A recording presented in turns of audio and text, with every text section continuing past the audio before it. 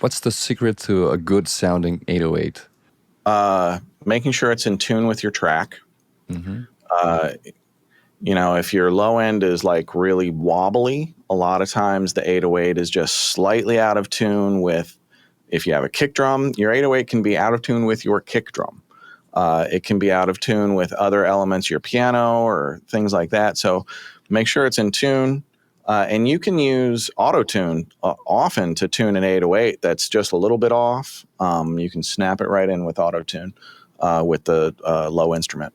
Compression, other than lull comp, would probably be distressor, because you can just shape that thing in so many different ways that I can really figure out what I want that thing to sound like, how much I want it to sustain, how I want it to drop off, all that stuff.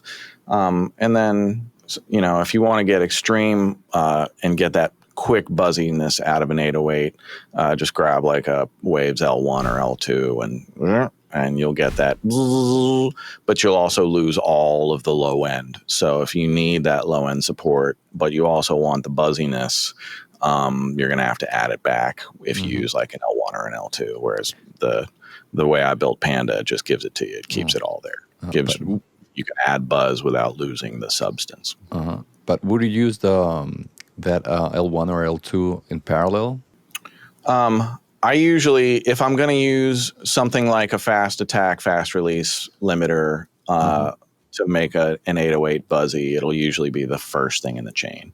Unless that 808 needs to be shaped. A tilt might be the first thing in the chain if it's just too bass heavy or not bass heavy enough.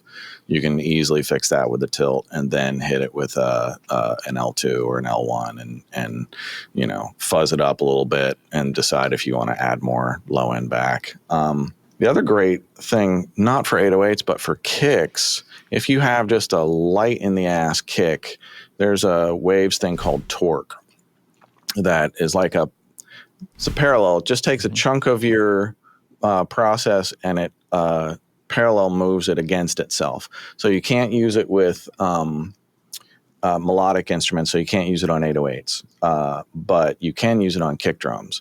And you can fatten up a kick drum super quickly with something like Torque or like DJ Swivel Click Boom. The biggest things with like Torque is I find that when it sounds good in solo, it's too much in the mix. And I'm constantly putting it, I'm like, yeah, this fucking low end sounds great. And then all of a sudden my mix bus compression is like pumping like mad. And I'm like, oh, that's because I have too much low end in the kick right now. Okay.